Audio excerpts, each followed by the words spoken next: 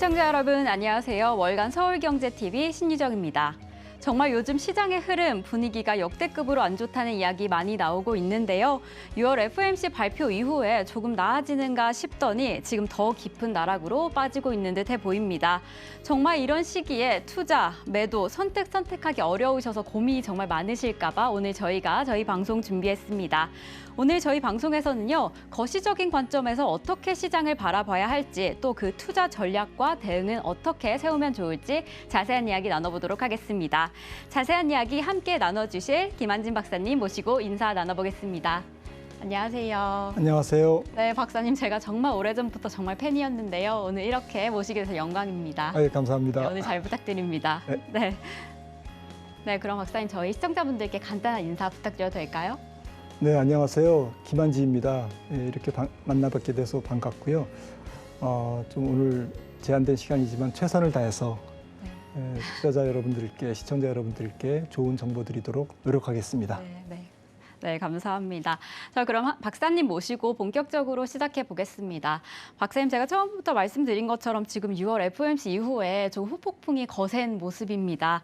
미국에서 자이언트 스텝을 발표한 이후에 전 세계적으로 강력한 금리 인상 기조가 보여지고 있는데요. 지금 이 때문에 올 여름 증시가 유동성이 조금 크게 위축될 전망으로도 보여지는데 지금 하반기에 이 뉴욕 증시 어떻게 좀 보여질까요? 네, 지금 뉴욕 증시가 공식적으로 약세장에 들어갔죠. 네. S&P 500 기준으로 20% 넘게 하락했고요.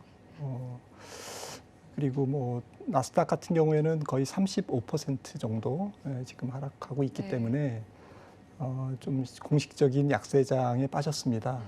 지금 시장의 관점은 추가 하락이 어느 정도 있을 것인지, 그리고 이 약세장의 길이가 어느 정도 좀 길지, 혹은 짧게 끝날지, 이런 부분들을 좀 시청자분들이 또 관심을 지금 갖고 계실 텐데요.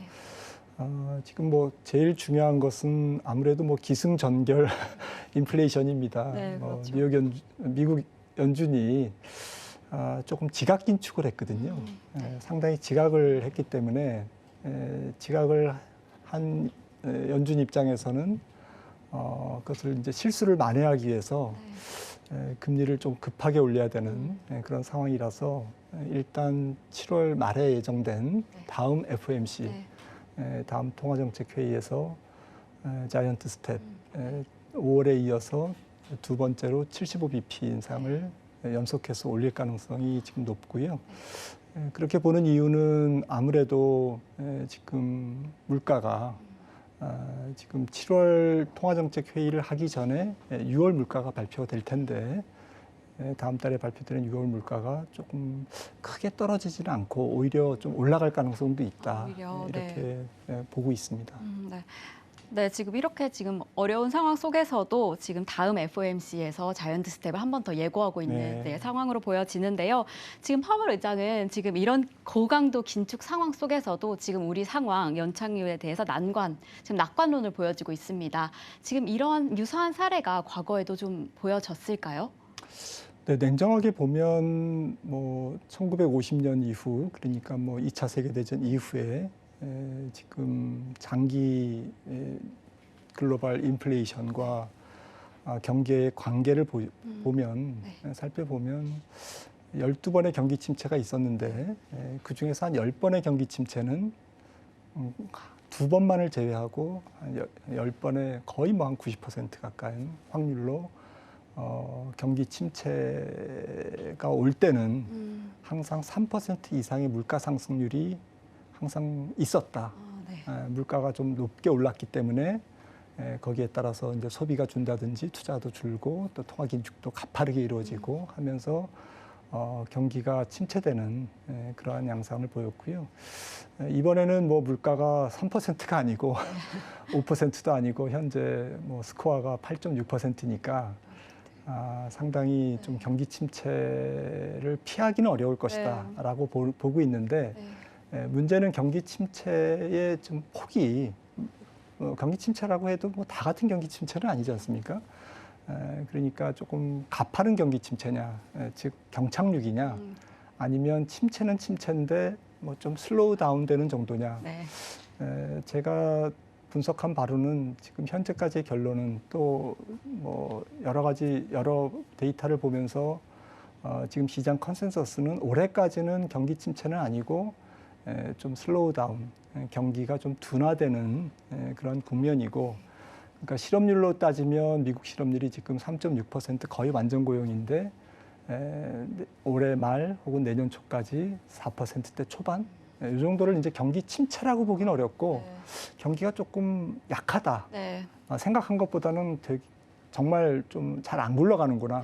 하지만 역사적 평균으로 보면 그럭저럭 올해 경제 성장률이 미국 기준으로는 한 1.5% 정도 내외, 그 정도에 머물 텐데 문제는 이제 통화 정책을 긴축으로 이렇게 끌고 가면 이게 바로 나타나는 게 아니고 6개월이나 9개월 후에 이렇게 후행해서 경기에 영향을 주거든요. 아무래도 그렇지 않겠습니까? 뭐 집을 사는데도 모기지 금리가 올라간다든지, 자동차를 사는데도 뭐 오토론이 올라간다든지 해서 이게 좀 후행하는 성향이 있기 때문에 본격적인 경기 침체는 저희가 볼 때는 올해보다는 내년 중반 정도가 될 거다. 그러니까 앞으로 한 1년 정도의 약간 그 완충지대, 약간 경제적으로는 미들그라운드라고 그럴까요? 완충지대가 이제 남아 있는데 좀 주식시장과 연결해서 생각하면 이러한 부분들을 주식시장은 다 알고 있다는 거죠. 그래서 이미 주가가 또 많이 반영을 했습니다. 이러한 그 내용들을. 그런 상황인 것 같습니다. 박사님이 말씀해 주신 것처럼 지금 약한 정도지만 느린 성장률을 보이고 있고, 사실 많은 분들이 지금 경기 침체에 대해서 좀 많은 우려를 하고 있는 상황입니다. 지금 글로벌 시어 76%가 내년까지 경기 침체가 발생할 것이다라고 하면서 조금 두려움을 가지고 있는 모습으로 보여지는데요. 이렇게 지금 이런 상황에서는 어떤 대비를 해주면 조금 저희가 마음의 위안을 가지면서 앞으로 투자를 좀 이어나갈 수 있을까요? 네, 그 앞서도 이제 앵커님께서 이제 비슷한 상황이 있었느냐라는 걸 질문을 하셨는데, 비슷한 상황이 굳이 따져보면 70년대 지금 굉장히 유가가 많이 폭등했던 한 2년 사이에 한 서너 배가 유가가 올랐거든요. 근데 지금 코로나19 그 팬데믹이 터지면서 2020년 상반기에 유가가 뭐 마이너스 유가까지 들어갔는데 뭐 한 20불 정도를 그 당시에 이제 최저가로 생각한다면 지금 뭐 120불 정도 근처니까 지금 한 2년 사이에 6배가 올랐기 때문에 70년대 오일 쇼크 상황과 조금 유사합니다. 그러니까 드리고자 하는 말씀은 좀 이례적인 경기 침체다. 이례적이라는 것은 사실은 이 공급 사이드, 그러니까 인플레이션을 좀 수요 측면과 공급 측면, 인플레이션을 이렇게 저희가 나누는데 이게 사실은 뭐 이렇게 무자르듯이 명확하게 나누어지는 건 아니고요. 서로 공급과 수요 사이드의 인플레이션이 요인들이 이제 뒤섞여 가지고 움직이는데, 그래도 지금은 전쟁이라든지 뭐 여러 가지 공급망이라든지 이런 부분들이 공급 사이드 인플레이션이거든요. 그래서 이런 공급 사이드 인플레이션의 특징은 그 물가가 굉장히 급하게 올랐다가 지금처럼 또 떨어질 때는 또 급하게 떨어집니다. 그래서 제 생각에는 이 투자 전략을 짜는데 굉장히 어려우실 것 같아요. 그러니까 수요 측면의 인플레이션이면 연준이 긴축을 한다? 그러면 뭐 어느 정도 사이클을 이렇게 좀 저희들이 예상할 수 있거든요. 근데 공급 측면의 인플레이션이 지금 물가를 지배하고 있기 때문에, 고물가를 지배하고 있기 때문에, 예를 들어서 전쟁이 안 끝나고 뭐 올해 계속 뭐 가뭄에 뭐 이렇게 하면 이제 곡물 가격도 계속 내년까지 올라가고 이러면 뭐 좀 저희들이 지금 일반적으로 생각하는 예측이 안 맞을 수도 있는 거죠. 그래서 이런 공급 사이드 인플레이션은 좀 예측이 좀 어렵다는 거. 예측이 어렵다는 거는 불확실성이 좀 오래 간다는 거. 불확실성이 오래 간다는 얘기는 섣불리 어떤 자산 시장의 추세를 예단하고 너무 공격적으로 들어가면 조금 일찍 들어가서 좀 낭패를 보는, 이제 뭐 그게 위험 자산이 뭐 부동산이든 주식이든 뭐 코인이든 이런 위험 자산을 조금 그 접근하는데 좀 신중할 필요가 있다. 계속 네. 신중할 필요가 그렇죠. 있다라는 것이고 조금 대응의 영역이다. 네. 예단하지 말자. 조금은 뭐 기본적인 시나리오를 생각하고는 있어야 되겠지만 조금 대응하면서 좀 상황을 보면서 거기에 대응하는 그런 전략이 좋지 않을까. 네, 이렇게 지금 불안한 상황들, 지금 역사 속에서 계속 반복되는 듯한 네. 모습이 보여지는데요.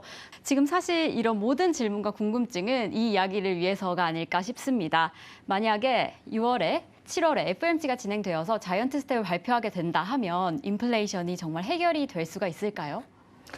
네, 인플레이션은 저는 해결은 아니고요. 일단 피크아웃은 할 것 같습니다. 네. 정점을 치고 뭐 단언할 수는 없겠지만 5월에서 6, 7, 8월 사이에 정점을 찍고 내려갈 것 같고요. 네.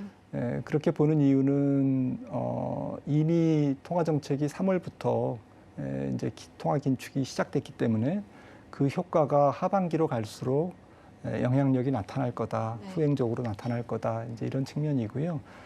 그리고 금리가 지금 계속 올라가고 있습니다.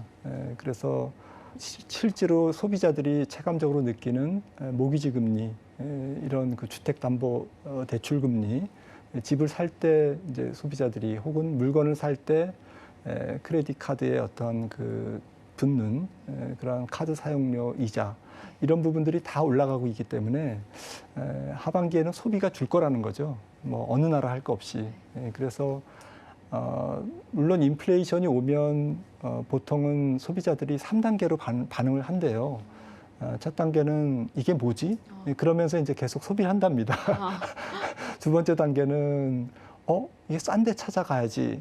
그래서 이제 할인 마트를 찾아간다든지 조금 더 싸고 조금 더 이렇게 어쨌든 비용을 줄인 그리고 이제 뭐 필요 없는 소비는 이제 미루고 그리고 이제 세 번째 단계는 이제 완전히 고용 시장도 불안하고 도저히 이제 소비를 하면 안 되겠다 그래서 완전히 지갑을 닫는 단계거든요.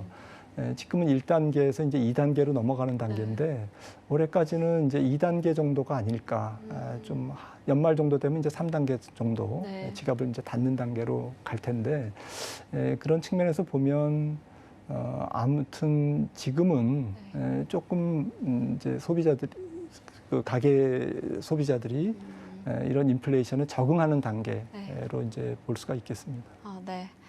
그럼 지금 미국의 자이언트 스텝에 이어서 국내 시장 상황 한번 살펴보시겠습니다. 지금 자이언트 스텝 이후에 국내 금리 빅스텝 예상이 조금 커져가고 있습니다. 21일에 한은 이창용 총재의 발언으로 우리나라 빅스텝 가능성이 조금 더 열려져 있는 상황인데요. 지금 연말까지 국내 금리 인상과 그 속도 어떻게 진행될까요? 네, 우리나라도 7월 14일 있는 뭐 금융통화위원회에서 아마 50bp 조금 빅스텝을 밟을 것 같고요. 그도 그럴 것이 이미 이제 우리나라 물가가 5%대에서 유가가 안 떨어지면 이제 6%대 물가를 볼 수도 있습니다. 그런데 여러 가지 가중치를 고려하고 또 실질 체감 물가로 보면 지금 미국 못지않는 지금 물가 수준이거든요. 우리나라가. 그래서 한국은행이 고민이 깊을 텐데 지금 미국은 올해 연말까지 지금 다음 달에 75bp 자이언트 스텝 가고 그 다음에 9월 달에는 50bp 빅스텝으로 가고 나머지 11월, 12월 25bp 이렇게 인상할 가능성이 제가 볼 때는 높은데 그러면 연말 기준금리가 이제 3.50%에 도달하고요. 우리나라는 이제 다음 달에 빅스텝을 하고 나머지 이제 세 번의 통화정책 연말까지 있는 데서 베이비 스텝 25bp 0.25%포인트씩 올린다면 3.0%에 도달합니다. 그렇게 해도 연말 가면 미국과 한국의 기준금리 차이가 한 50bp 정도 우리나라가 낮은 상태에 도달할 것 같고요. 뭐 몇 달 전만 해도 예상할 수 없었던 금리 인상 보폭인데 지금 이런 정도를 기본 시나리오로 봐야 될 것 같습니다. 네, 지금 이 금리 인상에 대한 문제뿐 아니라 한미 금리 역전의 가능성이 좀 가시화되지고 있습니다. 지금 이르면 다음 달에 역전될 거라는 전망이 보여지고 있는데요. 지금 이 관련 사항도 한번 살펴봐 주실 수 있을까요? 네, 말씀드렸듯이 미국이 7월 말에 이제 뭐 자이언트 스텝을 하면 네. 우리나라 빅스텝을 해도 금리 차이가 2.50과 미국은 2.50, 네. 우리나라는 2.25가 되겠죠. 네. 예, 그래서 25bp 차이가 나는데요. 근데 이 정도의 뭐 금리 차가 뭐 자본의 유출이라든지 좀 금리 차 때문에 외국인들이 한국을 떠나는 자금을 빼는 이제 그런 일은 좀 없을 것 같습니다. 네. 2015년에도 그랬고 2018년에도 몇 차례 이제 그 한미 금리 역전차가 있었는데요. 네. 그때 2015년 같은 경우 오히려 좀 순유입이 일어났고 네. 2018년에도 뭐 소폭이지만 유입이 됐거든요. 네. 그래서 꼭 금리 차가 이퀄 뭐 자본 유출이다 이렇게 등식화하기는 네. 어렵고요.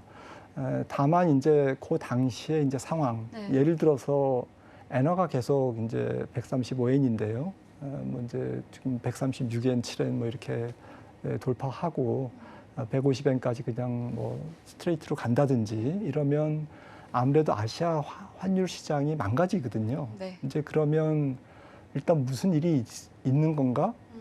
뭐 글로벌 자본 흐름은 굉장히 일단 움츠려들게 돼 있습니다. 그렇다면 원 달러도 뭐 덩달아서 네.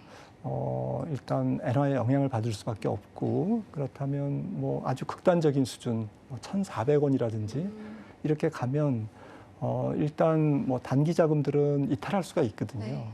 장기 자금들은 국가 신용 등급에 따라서 움직이기 때문에 그렇게 조금 민감하게 움직이지는 않을 테지만 이제 이런 부분들, 그러니까 단기적인 어떤 그 환율 교란 요인 네. 이런 것 때문에 일시적으로 자본이 유출될 수는 있지만 네.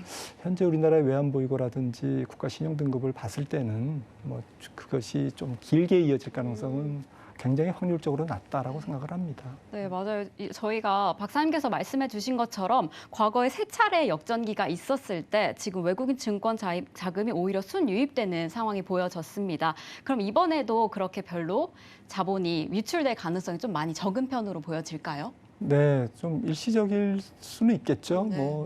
뭐 특히 뭐 주식시장이 조금 계속 뭐 환율이 계속 절하되면서 네. 원 달러가 올라가면서 주가가 좀 폭락하면 네. 혹시 추가로 폭락하면 하락하면 외국인들이 어쨌든 매도 주체로 나설 수가 있고 지금 주식 자금들은 거의 해지를 안 하기 때문에 팔고 나가거든요. 네. 일단 다시 들어오는 한이 있더라도 이러면 이게 이제 자본 유출로 이제 잡히기 때문에 네. 굉장히 뭐 뉴스에서 외국인들이 주식 팔고 나갔다. 네. 뭐 셀 코리아다 이렇게 되면 이제 굉장히 뒤숭숭해질 수는 있겠죠. 근데 이거는 그런 경우가 있더라도 이렇게 잠깐 있을 가능성이 있고요. 우리나라가 이제 이런 정도의 위기를 대응할 수 있는 체력은 있을 것 같습니다. 그럼 이렇게 금리 역전이 된다고 해도 그렇게 많이 심각하게 받아들일 상황은 네, 아닐까요? 네, 네. 네, 그럼 이렇게 크게 문제가 될 것 같지 않은데 그러면 지금 이 기준금리 인상론을 두고서 많은 이론이 일어나고 있습니다. 한마디로 표현하자면 물가냐 아니면 경기냐라는 딜레마에 빠져 있는 모습인데요. 어떻게 보실까요, 박사님? 네, 결국 그 물가를 잡으려면 경기를 좀 떨어뜨려야 되는 네. 거고 지금 전 세계 중앙은행들의 목표는 경기를 떨어뜨리는 겁니다. 네. 두 마리 토끼를 잡을 수는 없는 거죠. 네, 그렇죠. 지금 뭐 어쨌든 엑셀과 브레이크를 같이 밟을 수는 없는 거기 때문에 한쪽을 희생해야 되는데 문제는 이제 이렇게 되다 보면 이제 공급 측면에 그 인플레이션 요인이 많다고 말씀드렸는데 이거를 통화 정책, 통화 긴축, 금리 인상, 양적 긴축 이런 그 금융 통화 정책으로 접근을 하면 일단은 물가는 잡히지만 네. 좀 경기를 더 망가뜨릴 수가 네. 있는 거거든요. 네. 그리고 특히 미국은 뭐 고용 시장이 굉장히 타이트하고 네. 또 가계부채도 좀 적고 좀 금융 시장의 건전성이 우리나라보다는 높은 편이고 또 기축통화국이고 이런 편이어서 조금 피해가 적을 수 있겠지만 네. 결국 유동성 공급의 어쨌든 중심이 미국이고 또 회수의 중심도 미국인데 피해는 좀 얄궂게 미국 이외의 국가들이 네. 부채가 높은 국가 그리고 고용 시장이 미국보다 조금 덜 타이트한 국가 그리고 여러 가지 좀 가계부채뿐만 아니라 기업 금융이라든지 이런 그 건전성이 조금 낮은 나라, 중국이라든지 또 신흥국, 네. 전반적인 신흥국, 또 우리나라의 가계부채도 이제 그렇고요.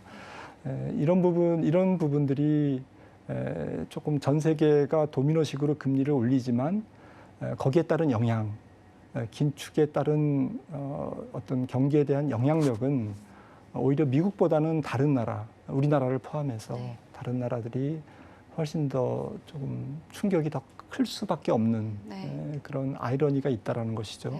네. 그런 측면에서 자산 시장도 조금 지금 현재 우리나라 주식시장이 빠지고 외국인들이 조금 이탈하는 부분도 이런 네. 그 글로벌 매크로의 어떤 구조 때문에 네. 생기는 부분이 아닌가라고 해석할 수도 있겠습니다. 네, 지금 이렇게 기준금리 연장성사에서 한번 살펴봤을 때 금리 인상에 대한 효과를 한번 더 살펴보면 좋을 것 같습니다. 지금 여론에서는 금리 인상으로는 물가 안정이 좀 어렵다는 주장도 좀 나오고 있는데요. 이게 조금 효과가 있을까요? 네, 물론 효과가 있겠죠. 네. 없을 수는 없겠죠. 근데 지금 제가 추정한 바로는 지금 미국의 기준금리가 올해 3.50%까지 이제 좀 도달할 것 같다고 말씀드렸는데 내년 들어서 저는 2번이나 3번 정도 인상하면 이제 금리 인상은 끝일 것 같아요. 그래서 한 4.2나 4.5를 넘지 않는 4%대 초반에서 이제 최종 기준금리가 형성이 될 것 같은데요. 그 정도가 되면 예상되는 실업률이 거의 한 4%대 중반, 미국 기준으로. 그러면 성장률은 내년 중반에 한 1% 언저리 내지는 0.5%, 한두 분기 마이너스 성장도 나올 수 있고요. 그러면 CPI가 아마도 내년 중반에는 한 4%대 중반까지 떨어지고요. 소비자 물가가. 올해 말에는 한 6.5%로 예상이 되는데 내년 중반에는 한 4.5%, 그리고 내년 말에는 거의 3%대 중반까지 떨어지니까요. 물가는 이제 그때부터는 고민이 안 될 것 같습니다. 그러니까 시간이 갈수록 물가는 고민이 안 되는데 반대로 물가를 잡기 위해서 센 약을 썼기 때문에 거기에 따른 경기 둔화는 불가피하다. 그리고 고용시장의 둔화도 불가피하다. 그래서 경기를 희생해서 물가를 잡는 거죠. 제 생각에는 내년 초반에 국제 유가가 한 배럴당 WTI 기준으로 저는 한 $70 정도, 지금보다 뭐 한 60% 정도 이상은 하락해 있지 않을까 이렇게 생각을 합니다. 그 근거는 경기 수요가 지금 약해지고 있기 때문에 내년 뭐 상반기에는 완연하게 이제 석유 수요가 줄 거고요. 지금 열심히 뭐 그 셰일 오일이라든지 또 다음 달에 이제 바이든 대통령이 사우디에 가서 이제 또 한 200~300만 배럴 일산 200~300만 배럴의 추가 이제 공급을 유도할 것 같은데요. 사우디로부터요. 이제 이런 부분들이 오히려 공급 요인은 하반기에 들어가면서 올라가고 수요는 지금 말씀 나눈 대로 금리 인상의 효과 때문에 위축되고 이러면 유가가 조금 급격하게 떨어지지 않을까. 그래서 주식시장에서는 에너지 주가가 지금 오락가락하고 있는데 제 생각에는 에너지 주식을 너무 좀 과하게 매수하면 안 될 것 같고요. 적절한 시점에 조금 줄여야 되는 이미 그런 시점에 와 있는 것이 아닌가 이렇게 생각을 합니다. 네, 금리 인상은 내년까지 한번 지켜보면 좋겠다라고 말씀해 주셨는데요. 박사님, 저희가 주가 반등을 하기 위해서는 어떤 요소들을 좀 한번 살펴보면 이 조건들이 충족되었을 때 주가 반등이 이루어질 거다라고 한번 살펴볼 수 있는 조건들이 있을까요? 네, 조건들이 워낙 많은데 뭐 한 가지만 말씀드리면 뉴욕 증시가 오르려면 기름값이, 그러니까 소매 휘발유 가격이 올라야 된다, 낮아져야 된다. 지금 갤런당 $5, 뭐 어떤 주는 뭐 캘리포니아는 $7지 않습니까? 이게 이제 낮아져야만 일단 주가가 올라가고요. 또 조금 넓게 보면 지금 말씀드렸던 이제 국제유가, 국제유가가 하락하면 물가가 무조건 잡히거든요. 이 공급 요인에 의한 부분이 크기 때문에 유가가 떨어지면 물가는 생각보다는 많이 떨어질 수 있다, 쉽게 안정될 수 있다 이렇게 생각을 합니다. 그래서 일단 그 유가가 안정되는 것이 이제 첫 번째 조건이고요. 네, 유가 안정. 네, 작년도 평균 유가가 WTI 기준으로 배럴당 69달러였거든요. 네. 지금 120달러니까 네. 거의 70% 상승한 네. 거 아닙니까? 그러니까 인플레이션이 떨어질래야 떨어질 수가 없는 거죠. 그리고 올해 전체적인 컨센서스가 100불 넘어가면 이렇게 예측하면 조금 너무 과하다 이런 소리를 들었는데 지금 뭐 150불까지 예측을 하고 있지 않습니까? 그래서 이게 유가가 떨어지는 게 가장 급선무고 두 번째는 이제 밸류에이션이 좀 안정돼야 됩니다. 주식시장 측면에서는. 그런데 제 생각에는 S&P 500 기준으로 PR이 15.5배 정도까지 16배 이하로 내려갔고 우리나라도 지금 코스피가 PBR 0.93배까지 1배를 깼거든요. 장부가 지금 이하로 주가가 지금 하락해 있는 상태고요.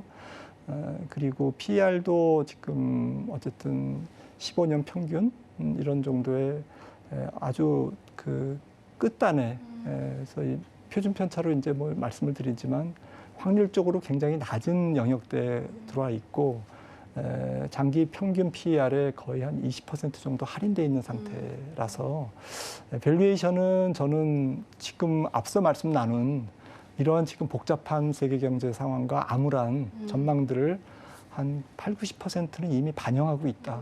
그래서 조금만 더 반영할 수도 있겠지만 조금 더 반영할 수는 있겠지만 거의 다 지금 이제 조금 고생은 많이 하셨다. 투자자분들이 이렇게 말씀드릴 수가 있고요. 그리고 이제 나머지 이제 조건들이라고 하면 결국 금융 완화가 곧 있을 수 있다라는 이제 이렇게 서막광이 비쳐야 됩니다. 근데 앞서도 말씀드렸듯이 이 시점이 내년 3월 정도 가야 이제 연준이 금리를 이제 더 이상 올릴 수 없겠구나. 근데 그거는 사실은 경기 침체를 확인하면서 사람들이 느끼는 거거든요. 이 정도의 경기 침체면 그리고 이 정도의 물가 하락이면 안정이면 비록 연준의 정책 목표인 근원 PCE 물가 2%에 한참 도달 못했지만 여전히 높지만 그래도 방향성이 이제 꺾이는 게 확실하고 경기 침체가 확실하면 시장은 초점이 이제 금융 완화 시점에 좀 모아질 거고요. 저는 내년 6월 정도부터 내년 12월까지가 금리 동결 기간이라고 생각합니다. 근데 동결만 해도요. 동결한다는 얘기는 곧 내릴 수가 있다라는 거기 때문에 제 생각에는 지금 말씀드리는 금융 완화의 어떠한 그 신호가 보이는 시점이 내년 3월 정도가 되지 않을까. 그러니까 마지막 25bp 베이비 스텝으로 금리를 올리는 마지막 금리 인상 시점이 곧 주가 바닥이 될 수 있다. 어떤 추세적인 바닥. 그러니까 지금은 주식시장이 약간 U자형으로 바닥을 조금 다지고 있는 앞으로 또 다질 수 있는 그런 기간으로 이해를 하시면 좋을 것 같고요. 저는 이제 그렇게 보고 있고요. 이거 냄비형으로 이제 설명을 드리는데 냄비의 이제 왼쪽 이제 라인을 이제 완성을 해가고 있는 거고요. 하락 기간을. 그다음에 이제 냄비 바닥이 이제 있겠죠. 그리고 이제 오른쪽에 냄비의 이제 오른쪽 손잡이를 향해서 올라가는 시점. 그러니까 추세적인 상승. 단순히 베어마켓 랠리가 아니고요. 데드캣 바운스가 아니고 조금 추세적인 상승 시점은 그래서 통화 정책으로 본다면 내년 3월 정도가 되지 않을까 이렇게 생각을 합니다. 박사님, 이게 유가 문제가 빨리 해결되면 사실 더 이 흐름이 더 빨라질 수 있겠죠. 그럼요. 혹시 해결이 안 된다면 내년 3월까지 하락세를 계속 이어가게 될까요?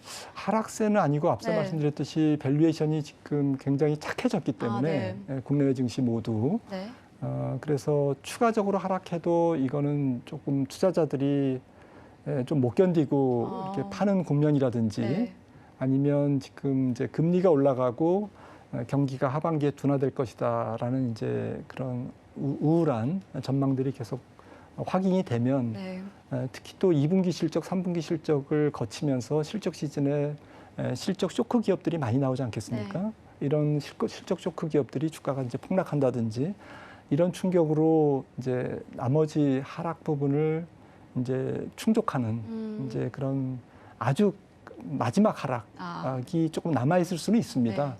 예, 그리고 혹시라도 이제 뭐 약간 꼬리 위험이라고 그러죠. 예, 그러니까 있을 수 없는 확률로 존재하는 잠복된 위험, 이런 꼬리 위험이 좀 있습니다.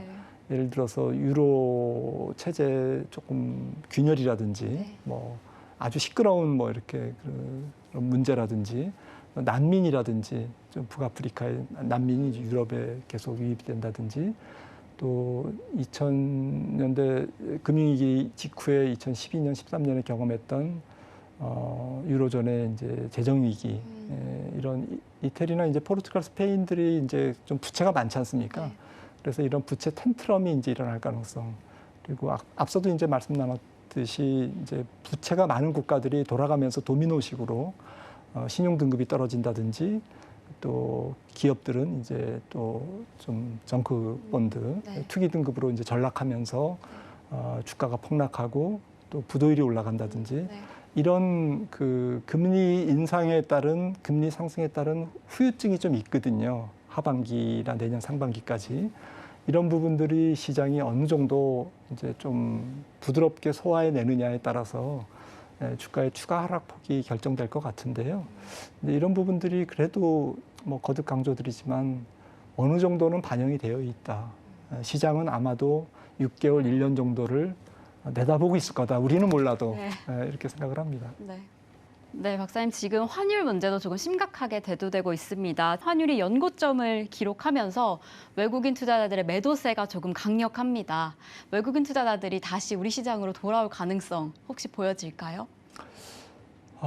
외국인들은 아무래도 이제 물가가 떨어지면 들어올 겁니다. 다시 돌아올까요? 네, 왜냐하면 물가가 떨어지면 미국 증시가 오를 거거든요.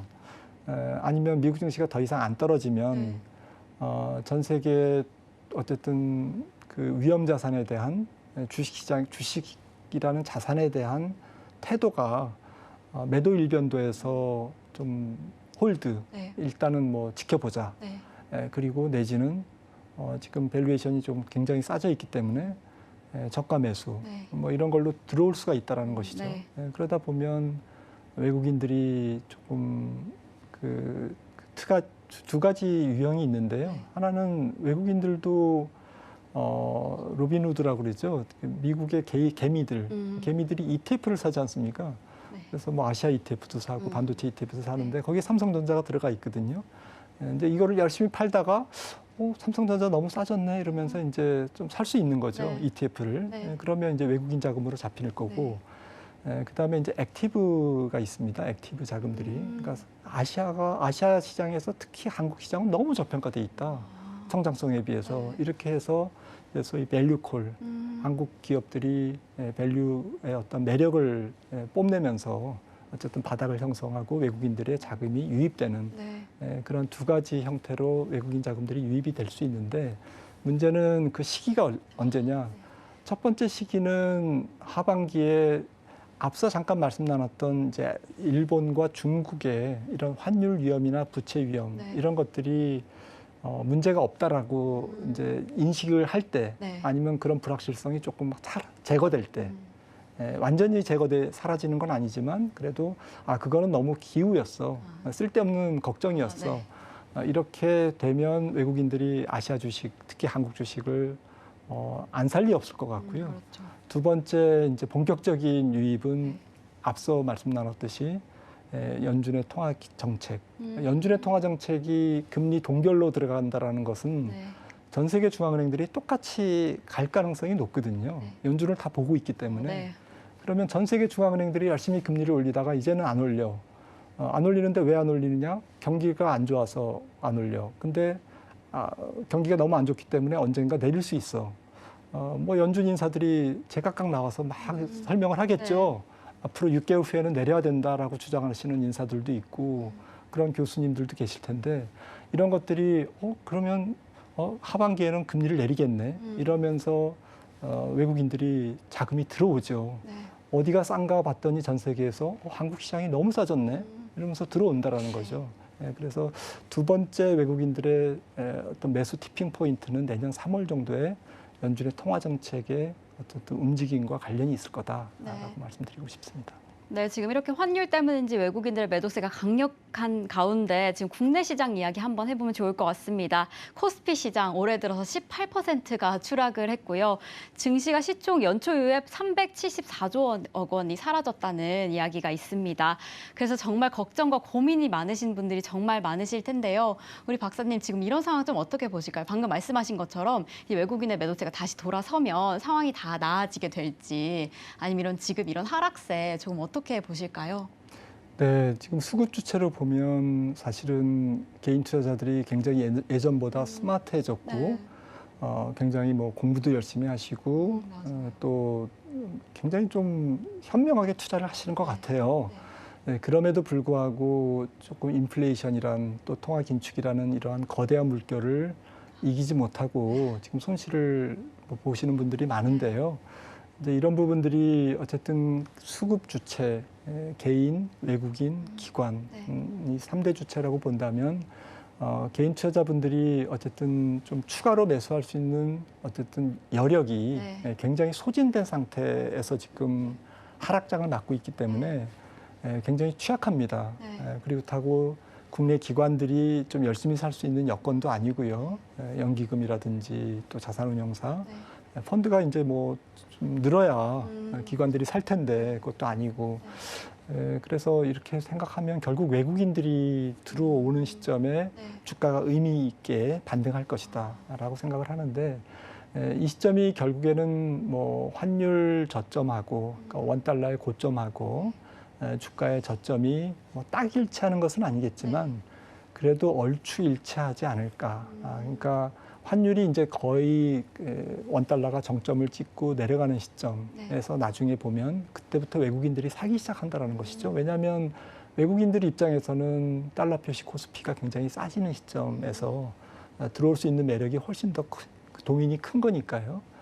그런 시점이 저는 앞서 말씀 나눴듯이 1차적으로는 이제 하반기에 뭐 한 8, 9월 정도가 되겠지만 본격적으로 외국인들이 이제 들어오는 시점 또 원달러가 좀 고점을 완전하게 이제 찍고 어쨌든 그 고점이 1,300원이든 뭐 그 이상이든지 간에 이런 환율은 이제 앞으로 한 3, 4년 뭐 4, 5년 간에는 앞으로 보기 어려운 지금 싼 환율이다.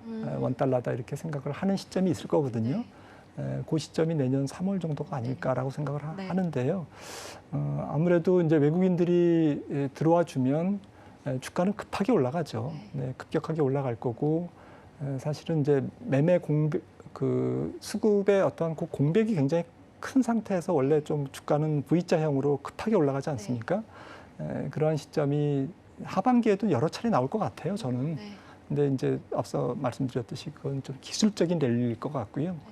단기적인 랠리일 것 같고 좀 추세적인 상승은 조금은 올해에 기대하기는 좀 성급하지 않을까라고 생각을 합니다. 네, 그럼 이렇게 개인 투자자분들이 이런 지금 약세장을 좀 대비하거나 준비하실 때 지금 외국인의 움직임만 살펴보면 될까요? 아니면 조금 더 체크하거나 주목해야 할 사항이 또 좀 있을까요? 그러니까 이런 약세장의 특징은 어쨌든 조금 주가가 말도 안 되게 떨어지는 뭐 지금 시점이 약간 그런 약간 살짝 가 있지만 뭐 지나고 보면 지금이 바닥일 수도 있죠. 근데 말도 안 되게 떨어지고 조금 심리적으로 좀 항복하는 지금 이미 국내외 증시의 투자자들이 다 항복하고 있습니다. 좀 안타까운 일인데 정말 이제 지긋지긋하다. 주식시장을 떠나겠다. 이럴 때가 사실은 바닥이거든요. 그래서 지금 바닥의 조건들을 심리적으로나 또 앞서 말씀드린 밸류에이션적으로나 그리고 통화정책이나 이런 부분들 몇 가지 부분을 제외하고는 상당히 충족해 가고 있다라고 생각을 하는데 투자자분들이 뭐 이렇게 복잡한 제 말씀을 들으면서 저는 딱 한 가지만 보시면 될지 않을까. 저는 연준만 보자라는 주의고요. 연준이 이뻐서 보자라는 건 아니고요. 밉죠. 연준 때문에 연준이 지각 긴축을 하는 바람에 전 세계 금융시장이 지금 얼마나 어려워졌습니까? 미국은 뭐 푸틴 인플레이션이라고 표현을 하지만 틀린 말은 아니지만 사실은 돈을 너무 많이 풀었고 5조 달러의 이제 그 연준의 금융 완화가 일어났고 또 5조 달러 정도의 재정 지출이 일어났기 때문에 나타난 인플레이션 압력이 굉장히 크거든요. 네. 그래서 이런 부분들을 생각하면 연준이 뭐 밉지만 네. 미우나 고우나 이 문제를 풀 수 있는 단초를 갖고 있는 어쨌든 가장 강력한 신호는 연준의 입을 통해서 연준의 손을 통해서 나오지 않을까 이렇게 생각을 해서 네. 결국엔 나중에 지나고 나서 보면 주식시장은 상당히 좀 머니게임적 그 속성을 갖고 있지 않습니까? 네. 그리고 펀더멘탈은 상당히 경기 저점이라든지 이런 거는 뭐 6개월이나 1년 정도도 앞서가고요. 네. 그러니까 투자자분들이 경기를 확인하고 주식을 사기는 좀 어렵다라는 거죠. 네. 그러니까 오히려 경기가 굉장히 최악일 때, 네. 가장 안 좋을 때 주식을 사야 되거든요. 네. 그렇다고 보면 경기가 최고로 안 좋을 때 연준은 금리를 더 이상 올리지 않을 것 같고요. 그리고 연준에 보고되는 여러 가지 경제 보고서 네. 이런 것들을 저희가 다 일일이 볼 수는 없지만 네. 아무래도 저희들보다는 정보가 풍부하기 때문에 연준이라고 굉장히 스마트한 건 아니지만 그래도 연준이 금리를 인상을 포기하는 결국엔 연준이 인플레이션 앞에 무릎을 꿇는 거죠. 네. 왜냐하면 자기가 해야 될 일을 경기 침체가 계속 해주는 거니까요. 그래서 연준이 잘못했어. 이제 금리 인상 그만할게. 이렇게 이제 연준이 그 인플레이션 앞에 항복하는 그런 시점이 주식을 살 시점이다라는 네. 거죠. 연준을 계속 지켜봐야 될 것 같습니다. 네, 연준을 지켜보는 것, 그리고 사실 그 최저점일 때 주식을 사야 하는 시점이다라고 이야기해 주셨는데요. 사실 저희 입장에서는 지금이 바닥인지, 지금이 최저점인지 알기가 조금 어렵잖아요. 박사님 입장에서는 지금 이 정도 선이 최저점이라고 보시는 건지. 말씀드리기 조심스럽지만 그래도 뭐 한 2,200 정도면 2,200 선. 네, 2,200 정도면 꼭 2,200까지 떨어진다라는 말씀은 아니고 최악의 경우에 뭐 앞서 말씀 나눈 여러 가지 꼬리 위험들이 나온다 해도 여기서 추가 하락폭은 뭐 10% 이내 정도일 것 같고요. S&P 500 기준으로도 한 3,300 정도가 3,200, 300 정도가 조금 그 최바닥점이 아닐까. 그 얘기는 그 근거는 S&P 500%가 지금 뭐 15.5배까지 떨어져 있는데 이익이 앞으로 이제 하향 수정되겠죠. 애널리스트들이 계속 하향 수정할 거고요. 경기가 이제 둔화되니까요. 또 내년에 경기 침체가 되면 또 내년도 2023년 이익도 이제 하향 수정할 텐데 이거를 5에서 한 10% 정도 하향 조정된다고 해도 15배 정도의 어떤 PR에 어떤 부합되는 S&P 500 지수 때는 3,200, 300 정도이기 때문에 S&P 500 또 마찬가지로 미국 증시도 마찬가지로 코스피와 마찬가지로 최대 하락폭은 조금 한 10% 이내 정도의 지금 그러니까 거의 이제 주가가 하락했고 나머지 이제 하락이 있을까 말까 있을지도 모르는 이제 그러한 위험이 있는데 문제는 반등 시점이 여기서 V자로 바로 폭등하면 10%야 뭐 일단 저점 매수하면 되지 않겠습니까? 분할 매수하면 되는데 문제는 앞서부터 이렇게 쭉 말씀 나눴듯이 이 공급 사이드의 인플레이션이 조금 경기를 예측하고 인플레이션을 예측하는데 굉장히 어렵다라는 거죠. 맞아요. 불확실성이 너무 크고 또 지금 베이스 시나리오를 기준으로 해도 연준이 이제 금융 긴축을 멈추는 시점이 아직까지는 현재 인플레이션이 너무 높기 때문에 올해까지는 좀 어렵지 않느냐라고 생각한다면 지금 섣불리 싸긴 싼데 또 더 이렇게 뭐 레버리지를 일으킨다든지 아니면 보유하고 있는 현금을 다 털어서 이렇게 올인하기에는 지금 불확실성이 하반기에 아직 남아있다라고 좀 말씀드릴 수가 있습니다. 폭에 대한 우려보다는 좀 기간에 대한 우려를 좀 말씀드리는 것이죠. 지금 이렇게 많은 상황들이 정말 어렵다 이야기들을 많이 해주고 계신데요. 지금 혹시 하반기에는 조금 힘이 될 만한 이슈가 있을까요? 우리 투자자분들이 좀 버티고 기다리실 수 있을 만한 좀 긍정적인 전망이 보여지는 이야기가 좀 있을까요? 네, 저는 유가에서 찾고 유가에. 싶습니다. 네. 네. 앞서도 이제 소비자의 그 반응 단계가 3단계라고 말씀드렸는데 네. 요즘 소비자들은 좀 똑똑해져 가지고요. 인플레이션이 안 떨어지면 바로 소비를 위축시킬 수 네. 있습니다. 그러면 재고가 쌓이겠죠. 네. 그러면 소매업체들은 대규모 할인을 할 거고요. 일단 재고를 없애야 되기 때문에 이런 부분들이 인플레이션을 잡는데 계속 작용하는 거죠. 네. 그런 거기에다가 앞서도 살짝 말씀드렸지만 지금 느리지만 미국에서 셰일 오일 채굴이 늘고 있거든요. 네. 그리고 사우디, 또 이라크, 이란, 이란이죠. 그리고 또 다른 지역, 뭐 조금 생산 능력이 그렇게 큰 나라는 없지만 아무튼 곳곳에서 원유 증산이 이뤄질 가능성이 높습니다.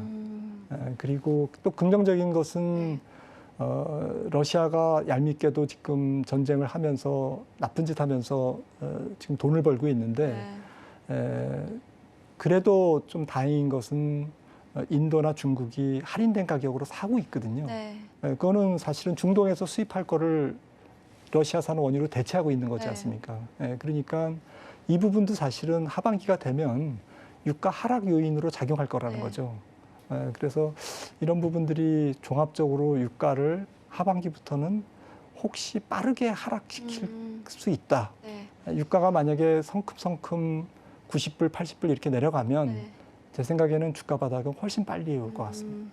네, 이렇게 해서 김한진 박사님께서 시장 전반적인 내용과 하반기 전망까지 이야기해 주셨는데요. 혹시 박사님 시청자 여러분들께 마지막으로 해주고 싶으신 조언이 혹시 있으실까요? 네, 일단 건강이 최우선입니다. 네, 건강 최우선. 네, 여름에 저는 뭐 좀 책을 많이 읽으려고 생각을 하고 있어요. 네. 마음은 저도 불편하지만 네. 여러분들이 너무 불편하실 텐데 조금 마음의 양식이 되는 책을 많이 읽으시면서 다음 시즌 2를 준비하시길 바랍니다. 네. 네, 정말 좋은 말씀 너무너무 감사드리고요. 박사님도 건강하셔서 더 오래오래 저희와 함께 해주시면 좋을 것 같습니다. 감사합니다. 네, 월간 서울경제TV가 준비한 소식은 여기까지입니다. 시청자 여러분께 더 도움되는 내용으로 다음에 또 찾아뵙겠습니다. 시청해주신 여러분 감사합니다.